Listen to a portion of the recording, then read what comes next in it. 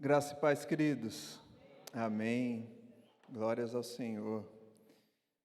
Bem, depois de tudo que nós declaramos ao Senhor em adoração, em louvor e derramamos o nosso coração, convido você a fechar seus olhos e orar mais uma vez ao Senhor. Senhor, muito obrigado, Pai. Muito obrigado pela oportunidade que nós temos de estar na Tua casa e prestar louvores ao Senhor. Muito obrigado, Pai, pela oportunidade que temos, Pai, de ter o Senhor como nosso Deus. Alguém que caminha conosco. Alguém que se entristece com as nossas tristezas, que nos carrega no colo, que nos adverte quando nós precisamos, Pai. Um Pai bondoso e amoroso, como o Senhor é para cada um dos meus irmãos e como o Senhor é para mim. Muito obrigado, Pai, porque o Senhor não é um Deus distante, o Senhor não é um Deus frio, mas o Senhor é um Deus que está conosco, caminhando no dia a dia, Pai. Muito obrigado, Pai, e que o Senhor, através da Sua palavra, possa continuar falando aos nossos corações, Pai, em nome e por amor de Jesus Cristo. Amém. Amém, queridos, amém.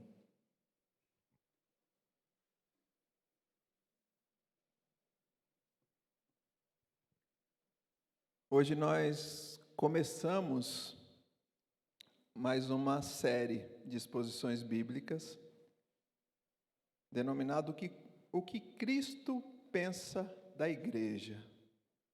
O que Cristo pensa da Igreja, e esse é o título dessa mensagem de hoje, o que Cristo pensa da Igreja. Vou convidar você a abrir sua Bíblia no livro de Apocalipse, logo no capítulo 1. E nós vamos ler todo o capítulo 1, mas nós vamos ler de forma mais pausada para que a gente possa entender melhor.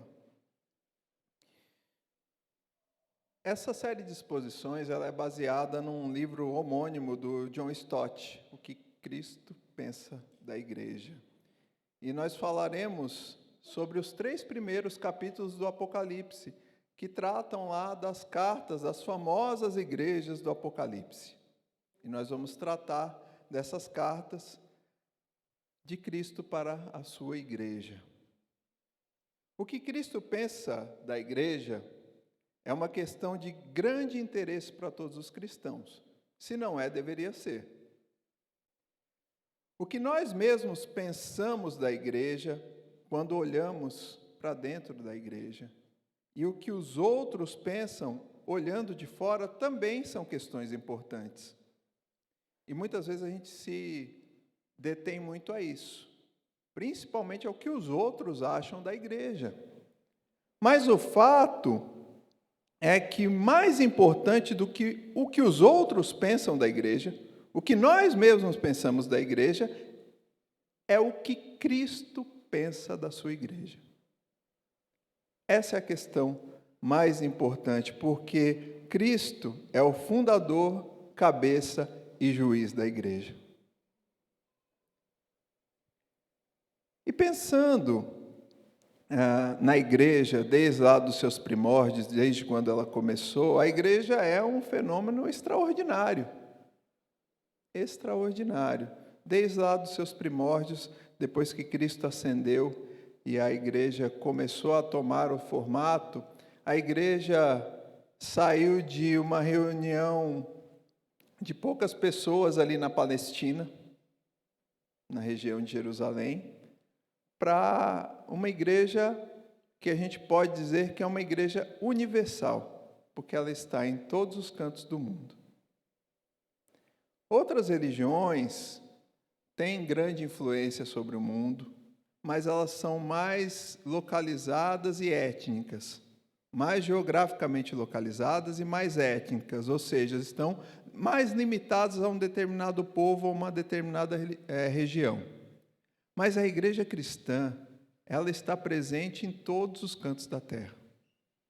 Em todos os cantos da terra. Então, ela realmente é algo extraordinário. Agora, nós começamos com uma pergunta. O que Cristo pensa da igreja? Será que nós temos como responder essa pergunta? O que Cristo pensa da igreja? A Bíblia, e especialmente o Novo Testamento, contém muitas informações sobre os propósitos de Jesus Cristo para a sua igreja. Nas palavras do próprio Cristo, registradas nos Evangelhos, também na descrição que Lucas faz lá em Atos da igreja primitiva. E então, nas outras cartas dos apóstolos, do apóstolo Paulo, de João, de Pedro, que falam sobre a igreja e sobre aquilo que Cristo quer para a sua igreja. Mas não somente os evangelhos, e não somente o livro histórico de Atos ou a carta dos apóstolos, o livro do Apocalipse pode nos ajudar a responder essa questão, o que Cristo pensa da sua igreja. Porque, apesar de negligenciado muitas vezes, o livro do Apocalipse tem lá no capítulo 2, no capítulo 3, as cartas enviadas diretamente de Cristo para as 7 igrejas lá da Ásia. Embora elas tenham sido escritas por João, essas cartas elas foram entregues a ele diretamente pelo Cristo, já ascendido e glorificado. Então são cartas de Jesus para a sua igreja. Essas cartas, elas estão, obviamente, relacionadas à especificidade do lugar, ou seja, ela foi direcionada por uma igreja histórica, num local histórico, mas elas expressam não só as preocupações e as advertências e os elogios de Cristo para as igrejas daquela época, mas para todas as épocas. Elas nos servem também. Cristo, por meio de elogios e censuras, advertências e exortações, ele revela o que deseja que a sua igreja seja em todos os lugares e em todos os tempos. O conteúdo dessas cartas, elas podem nos ajudar a entender como nós devemos viver a igreja de Jesus Cristo. E há muitas coisas para a gente aprender nessas cartas. Um chamamento para o arrependimento, para a renovação. Palavras para nos constranger e envergonhar, para nos advertir das maldades do nosso inimigo e para nos instigar a seguir com coragem e perseverança. Que Cristo fale mais uma vez à sua igreja de hoje, através dessas cartas. E esse é o intuito que nós temos com essa série que nós iniciamos hoje, que Cristo continue falando à sua igreja. Então nós vamos hoje para a introdução no capítulo 1. E para que não fique muito cansativa a leitura, nós vamos lendo paulatinamente. Nós vamos ler devagarinho alguns trechos e a gente vai marcando alguns pontos aqui que são importantes para a gente. Então a gente vai ler primeiro do verso 1 até o verso 3. E diz assim a palavra do Senhor. Eu vou ler na NVT, você me acompanha na sua versão. Revelação de Jesus Cristo, que Deus lhe deu para mostrar a seus servos os acontecimentos que ocorrerão em breve. Ele enviou um anjo para apresentá-la a seu servo João, que relatou fielmente tudo o que viu. Este é um relato da palavra de Deus e do testemunho de Jesus Cristo. Feliz é aquele que lê as palavras dessa profecia, e felizes são aqueles que ouvem a sua mensagem e obedecem ao que ela diz, pois o tempo está próximo. Pois bem, o livro do Apocalipse, ele causa medo em muita gente. E eu devo dizer para você que quando eu comecei a minha vida cristã, eu escutei algumas vezes esse conselho. Ah, você quer ler a Bíblia? Pula o Apocalipse. Quem sabe um dia você leia ele. Mas por enquanto não, pule o Apocalipse. Deixa ele para lá. Depois a gente pensa nisso. Mas o Apocalipse ele tem uma linguagem mais difícil, uma linguagem figurada muitas vezes, mas ele é palavra do Senhor. A palavra do Senhor, ele deve ser lido. Lá em Apocalipse 4:1, João, ele é convidado por uma voz dizendo assim: sobe para aqui, sobe até aqui, para que você veja. Apocalipse 4:1, está lá, você pode procurar na sua Bíblia. Depois dessas coisas, eu olhei e vi, estavam a porta aberta no céu, e a primeira voz que ouvi, como som de trombeta falando comigo, disse: sobe para aqui, e eu lhe mostrarei essas coisas que depois destas devem acontecer. Então, João é convidado a vislumbrar tudo isso que Cristo estava mostrando para ele, e esse convite, ele é feito também para a gente, para que a gente leia o Apocalipse e entenda aquilo que Cristo quer de nós. Que nós possamos ter coragem de avançar aí no Apocalipse. Mas será que esse livro é extraordinário, mas que foi escrito para um mundo completamente diferente do nosso, para uma realidade completamente diferente da nossa, com uma linguagem completamente diferente da nossa, que às vezes a gente se assusta, né? 7 cabeças, não sei quantos chifres, e aquelas figuras que você não consegue nem imaginar. Será que esse livro, ele tem algo a ver com os nossos dias aqui, com o século 21, com esse pragmatismo que nós vivemos? Será que o livro do Apocalipse tem alguma coisa a nos dizer? Pois bem, a gente acabou de ler que ele é revelação de Jesus Cristo, no verso 1.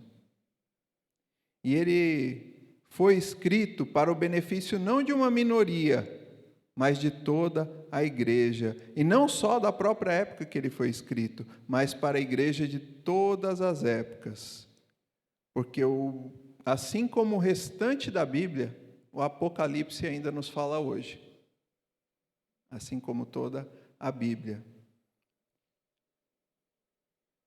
Os escritos de Lucas, o Evangelho e o livro de Atos, eles foram escritos por uma pessoa chamada Teófilo.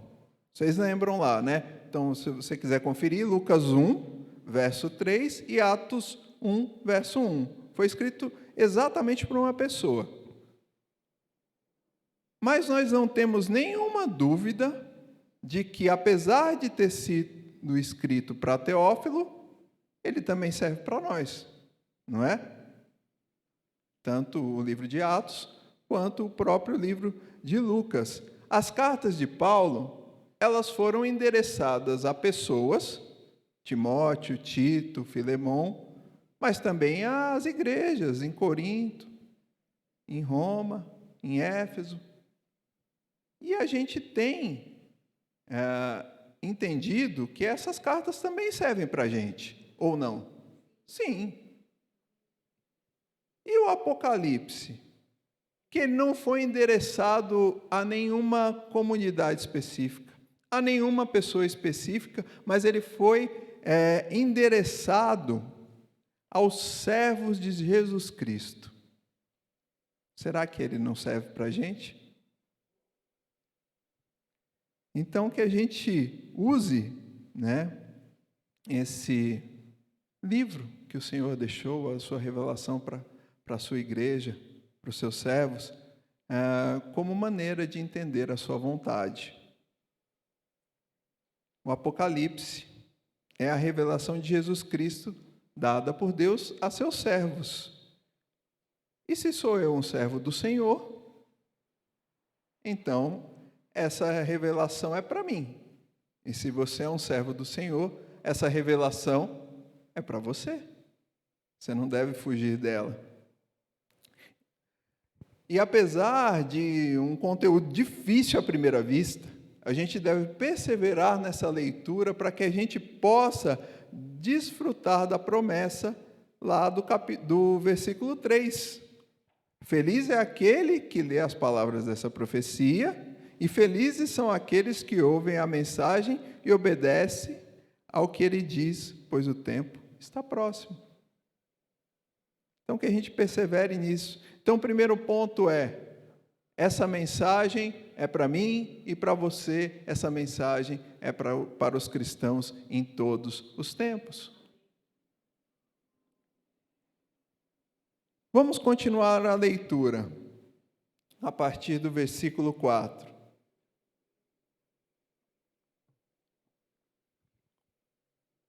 E o meu começa aqui com um subtítulo: Saudação de João às 7 igrejas.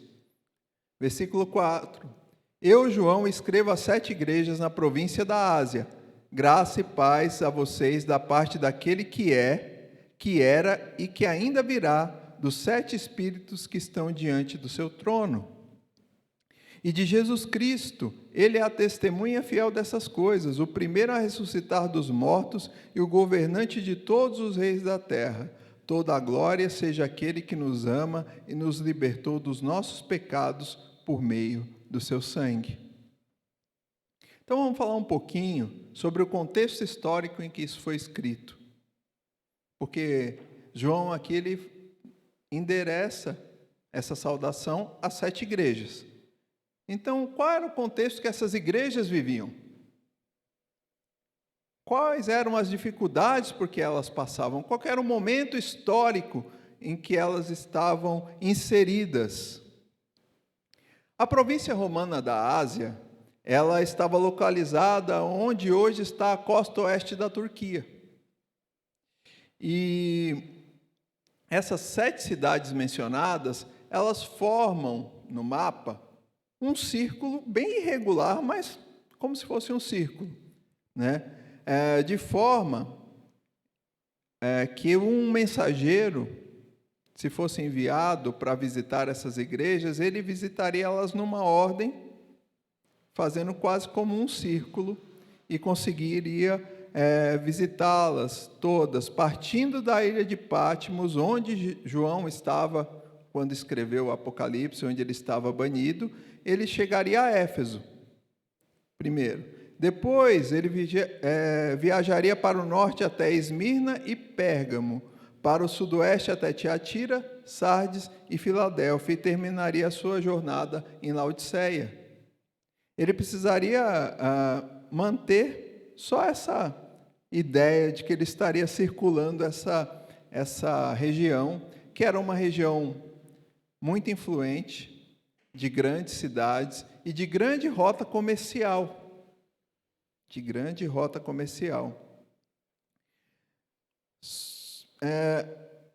Não podemos pensar que só isso consegue explicar o Apocalipse por si só, né? Mas isso ajuda a gente a entender algumas coisas, tá? As cartas de Paulo e aos coríntios, aos tessalonicenses, transmitem a palavra de Paulo para aqueles. E também transmitem a palavra de Deus para as igrejas aqui de São Bernardo, de Diadema, de São Paulo, do Rio de Janeiro, seja lá qual for. As cartas de Cristo por intermédio de João, na Ásia, lá no primeiro século, apesar de viverem uma realidade completamente diferente da nossa, são mensagens para as igrejas do hoje, para a igreja PIB Central em São Bernardo do Campo, para as igrejas de onde nós estamos. As 7 igrejas da Ásia, embora históricas, elas representam as igrejas locais em todas as eras, em todas as partes, porque vocês bem sabem que o número 7 é muito significativo em toda a Bíblia, e especialmente no Apocalipse, dá uma ideia de plenitude, de completude. Então era como se Cristo, entregando essas cartas às 7 igrejas, ele estivesse entregando a toda a comunidade cristã, a todas as igrejas espalhadas por todos os cantos da terra, dando a ideia de que isso serviria para todas as igrejas. Falando do contexto histórico, essa igreja vivia uma terrível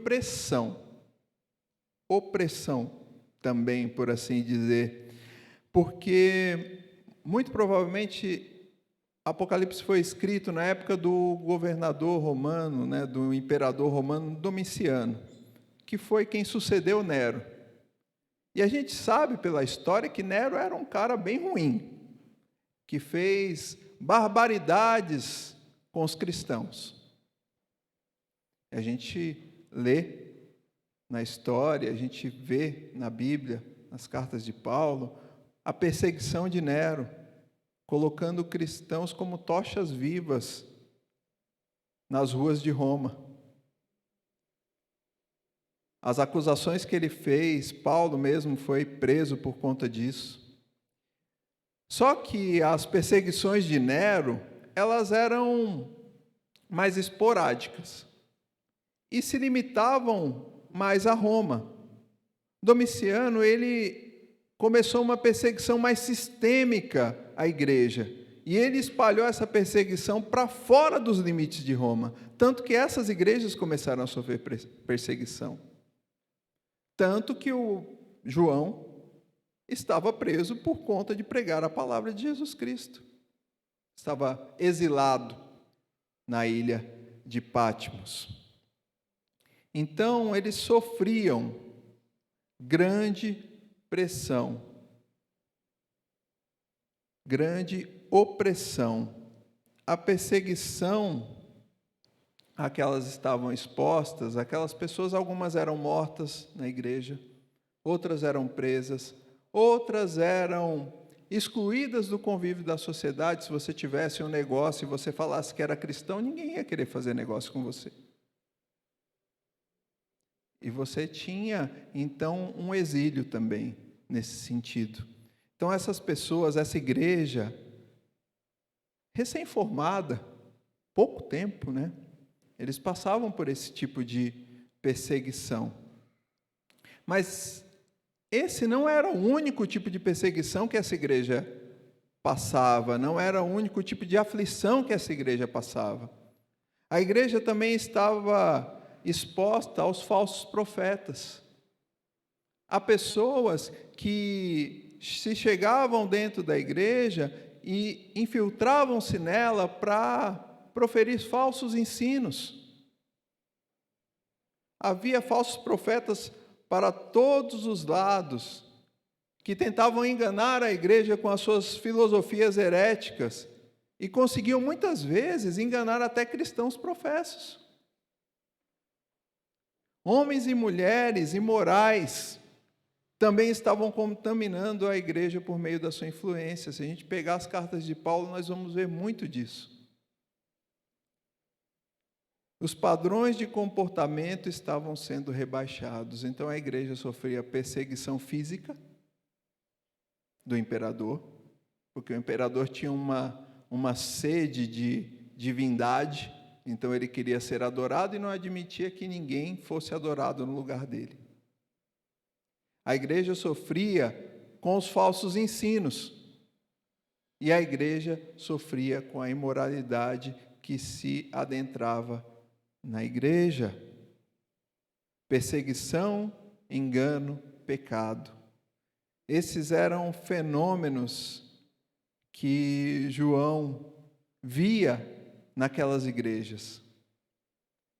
E aí, quando a gente lê o Apocalipse, a gente entende um pouco melhor esse conflito invisível que se travava entre Cristo e o anticristo, entre o Cordeiro e o dragão, entre a cidade santa, Jerusalém, a sua igreja, e a grande cidade Babilônia, que era o mundo.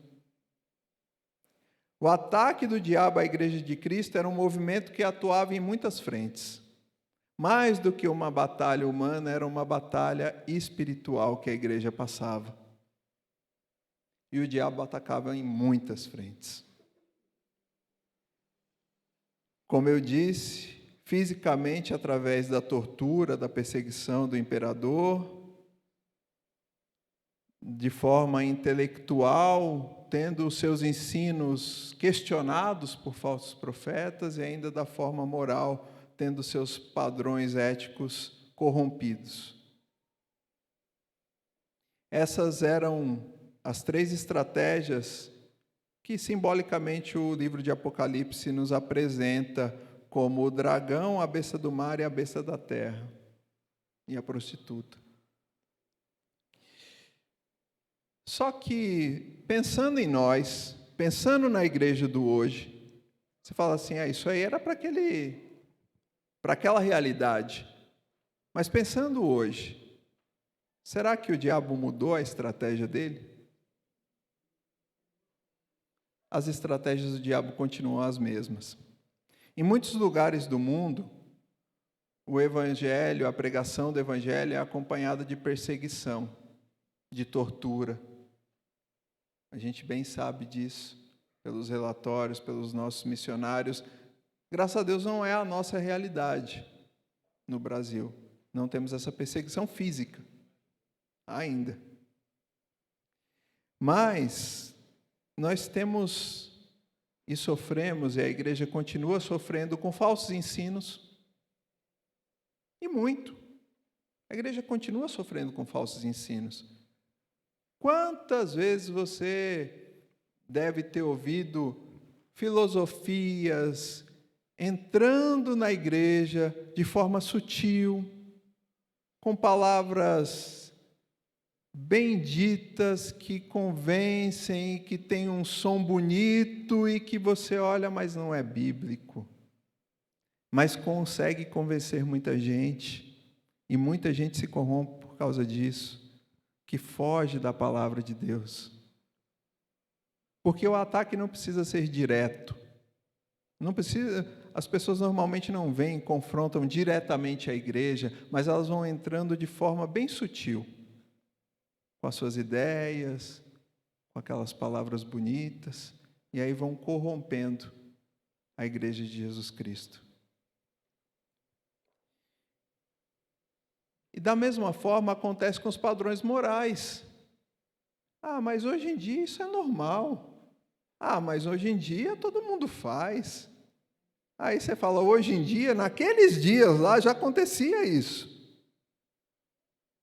E era condenável naquela época e continua sendo condenável hoje. Então essa perda dos padrões éticos e morais, isso tem sido estratégia do diabo para acabar com a igreja de Jesus Cristo. Então, o livro do Apocalipse, ele não trata apenas de questões para aquelas igrejas daquela época, mas ele trata dessas questões para a igreja do hoje, para nós, PIB Central. E por isso é de grande valia que a gente leia esse livro e que a gente se atente às palavras do livro, para que a gente não caia nesses enganos do diabo, que continua usando as mesmas estratégias desde sempre para enganar e corromper a igreja de Jesus. Então, o livro do Apocalipse ele é para mim e é para você, porque nós somos servos de Jesus Cristo. O livro do Apocalipse ele é para a igreja da época do João, mas ele é para a PIB Central e para todas as igrejas dessa época, porque ele continua falando hoje. Palavra de Jesus Cristo para as suas igrejas. Vamos continuar a leitura a partir do versículo 5. E de Jesus Cristo, ele é a testemunha fiel dessas coisas, o primeiro a ressuscitar dos mortos e governante de todos os reis da terra, toda a glória seja aquele que nos ama e nos libertou dos nossos pecados por meio do seu sangue. Ele fez de nós um reino de sacerdotes para Deus, seu Pai. A ele sejam a glória e o poder para todos sempre. Amém. Vejam, ele vem como as nuvens do céu, e todos o verão, até mesmo aqueles que o transpassaram, e todas as nações da terra se lamentarão por causa dele. Sim, amém. Eu sou o Alfa e o Ômega, diz o Senhor Deus. Eu sou aquele que é, que era e que ainda virá, o Todo-Poderoso. Amém. Então vamos pensar naquela igreja, encurralada por todos os lados, encurralada pela perseguição física, encurralada pelos falsos profetas, encurralada pela depravação moral. Do que aquela igreja precisava? Lutando pela sua sobrevivência. Ela precisava mais do que uma exortação moral e uma súplica religiosa. Ela precisava ver Cristo glorioso, glorificado em Deus Pai, para que ela pudesse ter ânimo para seguir em frente. O Apocalipse ele não é uma história escrita em códigos, não é um conforto frio, mas é uma visão do Cristo exaltado. Todo o livro diz respeito a Cristo. E ninguém é capaz de ler o Apocalipse sem ganhar uma visão mais clara de Jesus Cristo. O primeiro capítulo deixa isso bem claro, isso que a gente leu. Jesus recebe uma lista notável aqui, de 3 títulos. Depois é ainda adicionada a declaração das suas realizações passadas e futuras. Primeiro, ele é a testemunha fiel, que está lá no versículo 5. A igreja é chamada para ser testemunha de Cristo no mundo. Que a igreja siga o exemplo do seu Senhor. Ele disse que havia vindo ao mundo para dar testemunho da verdade. E durante todo o seu ministério, ele foi fiel a esse testemunho. Olha o que Jesus disse a Pôncio Pilatos, lá em João 18:37. João 18:37. Pilatos disse: então você é rei? Você diz que eu sou rei, respondeu Jesus. De fato, nasci e vim ao mundo para testemunhar a verdade. Todos que amam a verdade ouvem a minha voz. Jesus é a testemunha fiel. Ele não vacilou em nenhum momento, nem quando sofreu, nem quando foi acusado, nem quando foi martirizado. E nós devemos continuar fiéis no nosso testemunho de Jesus Cristo, apesar das perseguições e do sofrimento. Depois ele é chamado de primogênito dentre os mortos. Outras pessoas na Bíblia ressuscitaram. Lázaro ressuscitou, mas ele voltou a morrer. Jesus, ele foi o primogênito, porque ele ressuscitou e ele está vivo para todo sempre. Ele é aquele que vive, e a morte não tem mais domínio sobre ele. Uma igreja perseguida que se vê diante da possibilidade de ser morta, precisa enxergar Cristo vencendo a morte. A igreja de Jesus precisa entender que Cristo venceu a morte. Que a morte não tem domínio sobre nós, que nós não devemos temer a morte, porque Cristo já a venceu. E ele é nomeado soberano sobre os reis da terra. Versículo 5. Os reis terrenos, assim como o governador, assim como o imperador romano, tentam se impor, subjugar a igreja de Jesus Cristo muitas vezes.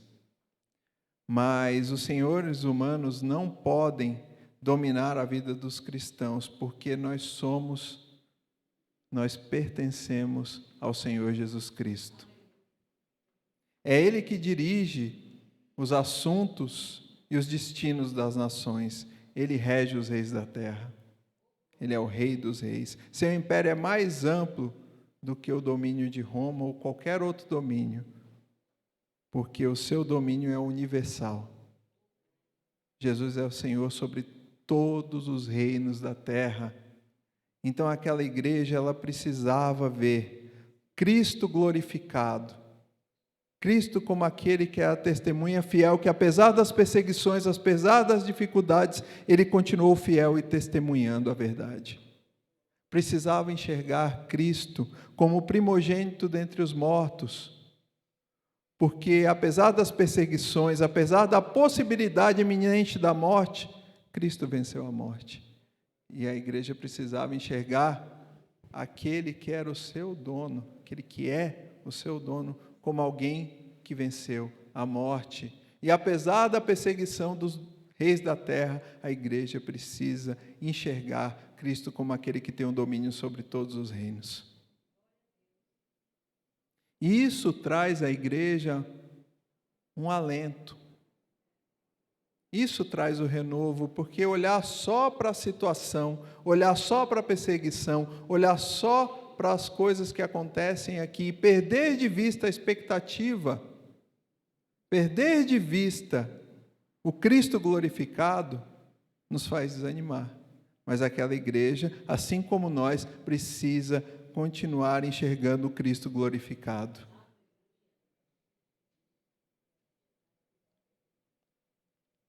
Esse é o terceiro ponto.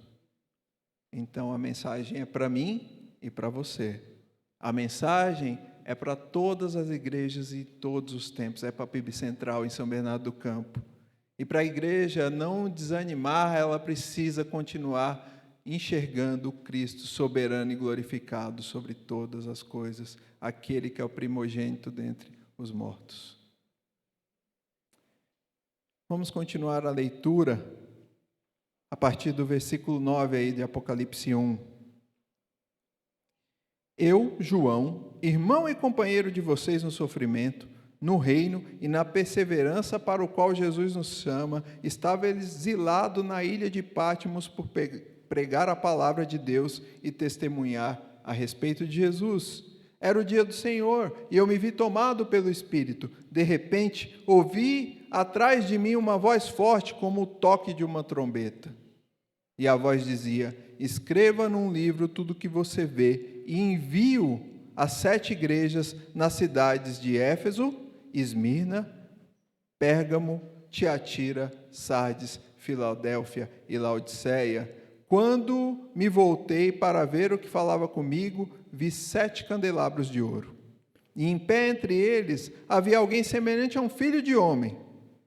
Vestia um manto comprido com uma faixa de ouro sobre o peito. A cabeça e os cabelos eram brancos como a lã e a neve, e os olhos como chamas de fogo.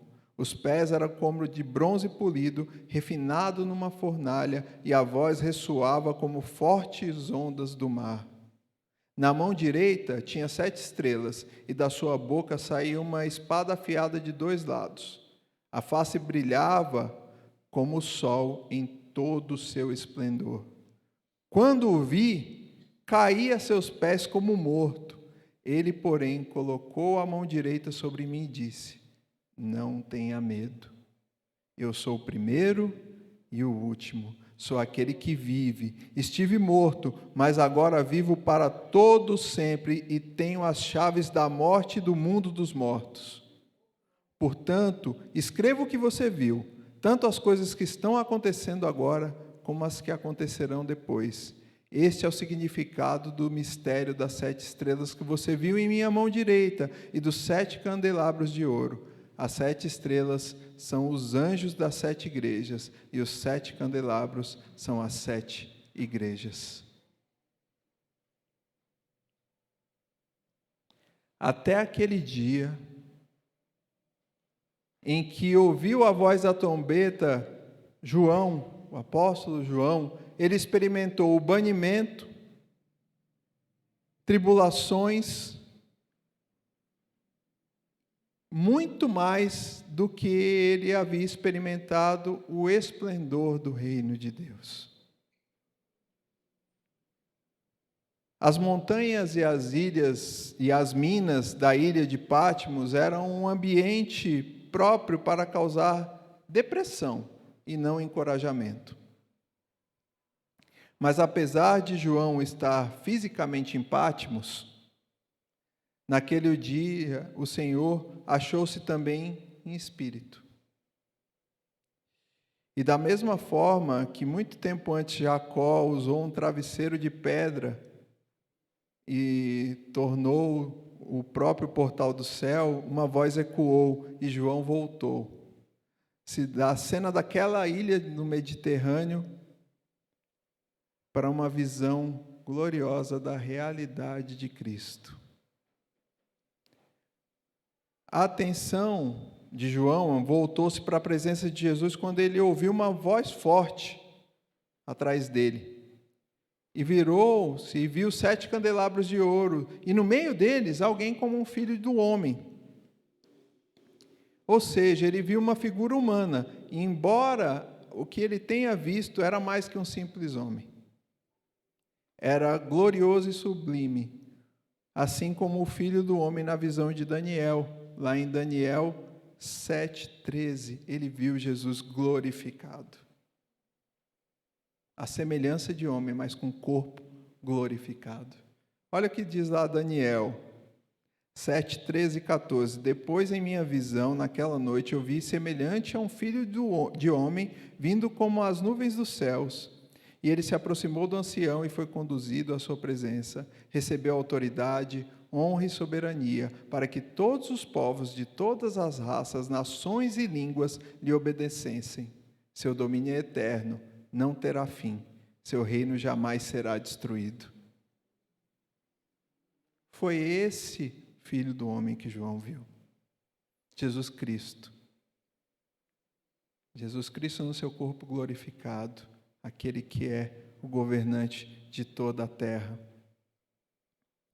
E João notou suas roupas, um longo manto, um cinturão de ouro, como o de um sacerdote, rei ou de um juiz. Sua aparência não era apenas distinta, mas venerável e santa. Seus cabelos eram brancos como a lã e a neve. Seu escrutínio era intenso. Seus olhos brilhavam como o fogo do juízo. Seus pés eram fortes como o bronze. Sua voz trovejava como as ondas do mar. E a sua face era tão radiante como o sol. Que visão maravilhosa! E ele disse a João: escreva tudo que você vê num livro e envia às 7 igrejas. Essa visão ela foi tão assustadora, tão maravilhosa, que João não pôde suportar, ele caiu aos pés de Jesus. Mas Jesus colocou a mão nos seus ombros e disse assim: não tenha medo. Não tenha medo. E da mesma maneira, Jesus faz conosco. Quando conseguimos enxergar todo o seu esplendor, diante de nós, a atitude é a de João, é cair em terra. Porque não somos nada em comparação com ele, mas ele olha para a gente e diz: não tenham medo. Eu sou o primeiro e o último. Transmita essa mensagem.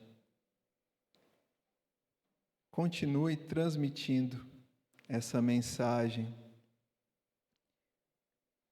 Depois, João, ele viu 7 candelabros. E os 7 candelabros, eles representavam as igrejas. E mesmo que lá no verso 20, isso não fosse descrito, a gente conseguiria entender os candelabros como as igrejas, porque outras passagens da Bíblia nos levam a entender isso, como lá em Filipenses 2,15. Levem uma vida pura e inculpável como filhos de Deus, brilhando como luzes resplandecentes num mundo cheio de gente corrompida e perversa. Levem uma vida pura e inculpável como filhos de Deus, brilhando como luzes resplandecentes num mundo cheio de gente corrompida e perversa. Aqueles que resplandecem como luzeiros no mundo, assim como diz o apóstolo, são os que perseveram na palavra do Senhor. Assim, Cristo é a luz do mundo, assim como Ele mesmo disse lá em João 8,12, eu sou a luz do mundo. Se vocês me seguem, não andarão no escuro, pois terão a luz da vida. E também nos dá aos seus discípulos esse mesmo título. Lá no Sermão do Monte, lá em Mateus 5,14, vocês são a luz do mundo. A igreja é a luz de Cristo brilhando no mundo perverso.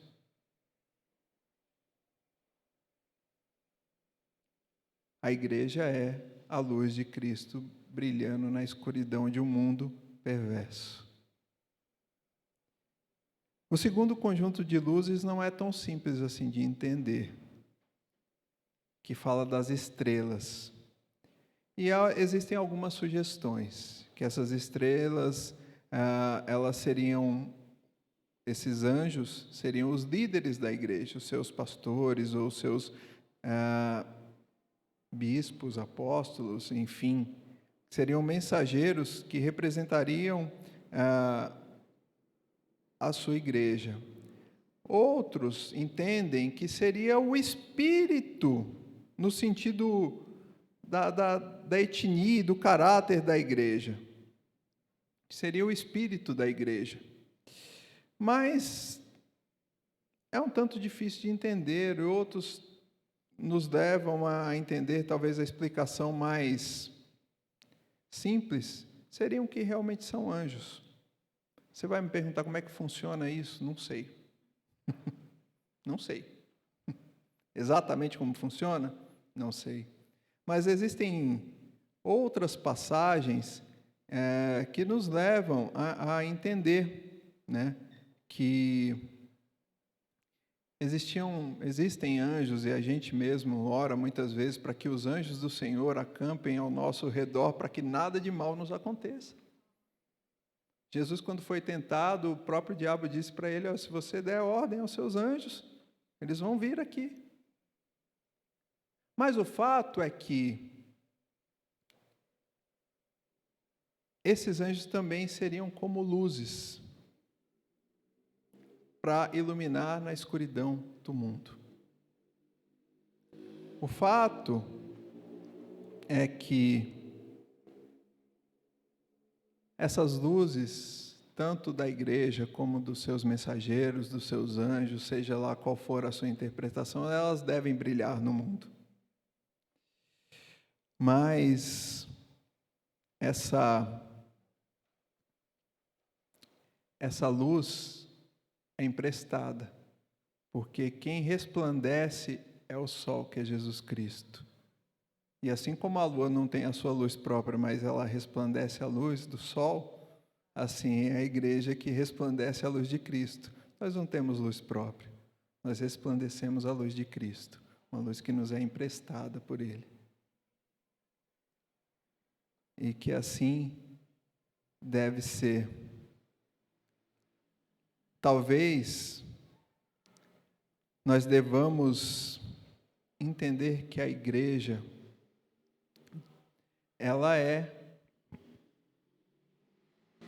elas são como pontos de luz no mundo. Se você pegar uma comparação entre o candelabro que nós acabamos de ler em Apocalipse, você vai pensar no candelabro lá do tabernáculo, lembra lá de Moisés? Mas como é que era aquele candelabro? ele era um único com 7 luzes, certo? Esse era diferente. O que ele diz é que ele viu 7 candelabros, cada um com uma luz. Diferente daquele de Moisés, que era um único candelabro com 7 luzes. E isso nos leva, talvez, a entender que a gente deva ver a igreja nesses candelabros assim como ela aparece no mundo, isso é, congregações locais, aqui e ali, completamente isoladas e até muitas vezes destruídas, mas num nível espiritual, elas são indestrutíveis porque elas estão na mão de Cristo Jesus. A igreja sofre em vários pontos do mundo, mas ela não é destruída, porque ela não é dela. A luz que ela resplandece não é dela, a luz que ela resplandece é de Cristo, e essa luz é inextinguível. Então ela vai continuar a brilhar sempre. Sempre.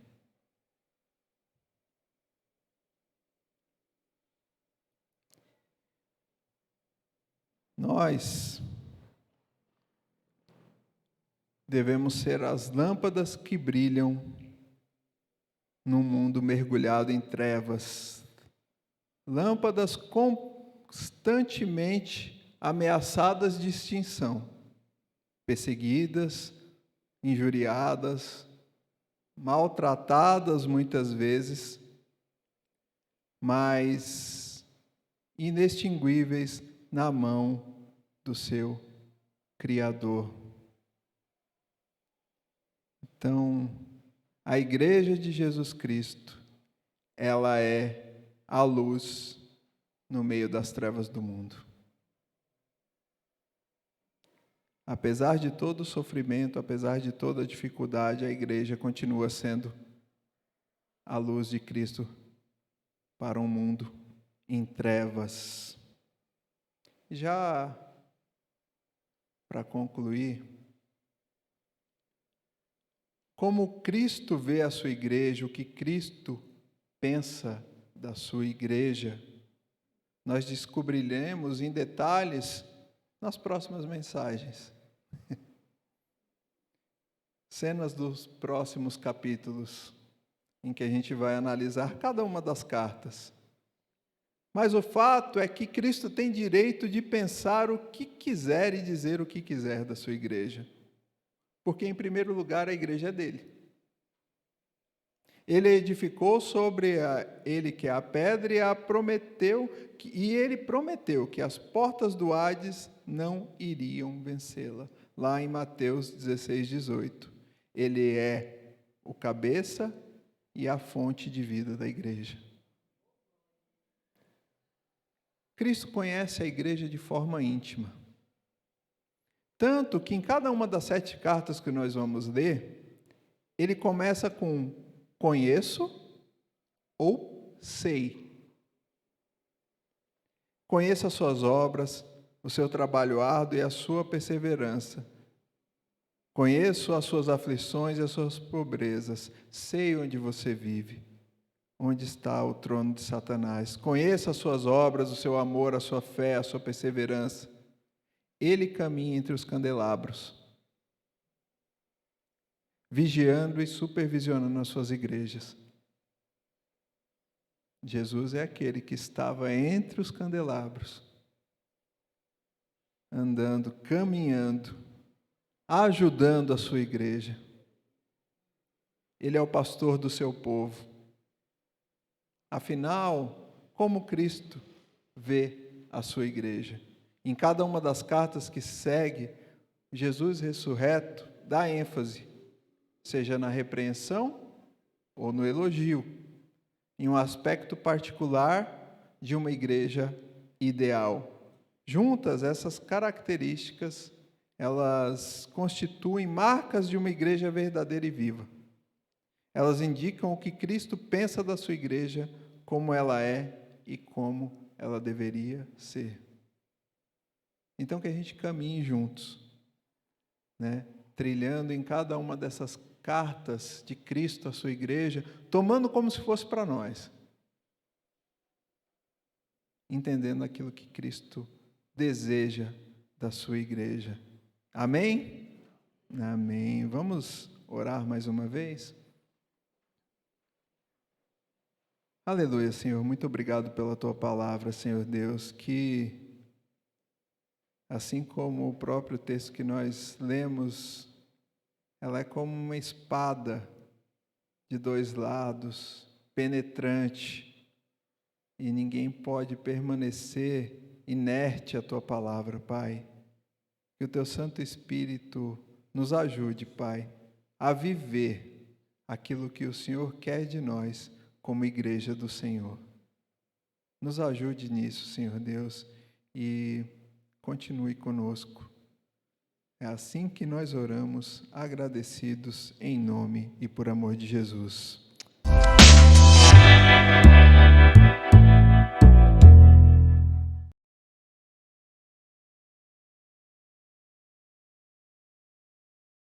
Para finalizar, né? E antes da Jéssica dar os avisos, eu